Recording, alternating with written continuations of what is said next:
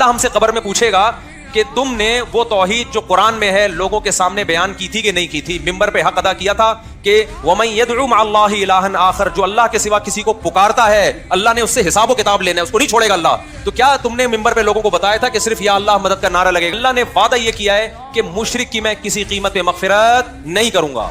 شرک معاف نہیں ہو سکتا، کچھ بھی کر لو، یہ غیرت کا مسئلہ ہے۔ ہم ہرگز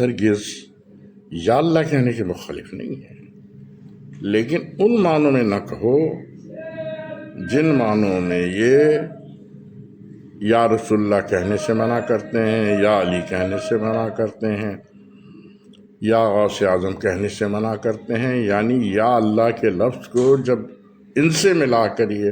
شرک کا فتویٰ لگاتے ہیں تو ان معنوں میں یا اللہ ہرگز نہیں کہا جا سکتا، کیونکہ یہاں تو توحید اور شرک کا معاملہ آ جاتا ہے، جو یہ طارق مسعود صاحب جیسے لوگ بتاتے ہیں کہ قرآن میں توحید یہ بیان کی گئی ہے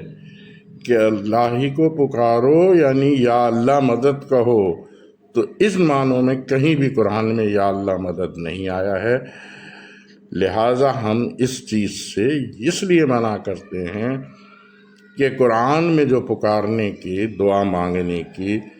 الفاظ بتائے گئے ہیں صرف انہی الفاظ سے دعا مانگی جائے، نہ کہ ان مولویوں کے کہنے پہ یا اللہ مدد کہا جائے، جو کہ پورے قرآن مجید میں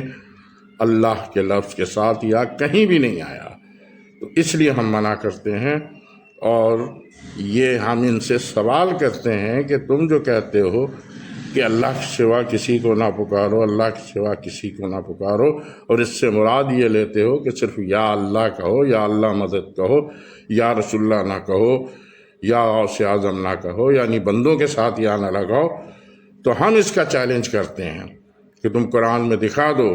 کہ اللہ کے ساتھ یا کہاں آیا ہے، اور ہم تمہیں بتا دیں گے کہ سارے یا جو ہے بندوں کے ساتھ آئے ہیں۔ وآخر دعوانا الحمد للہ رب العالمین۔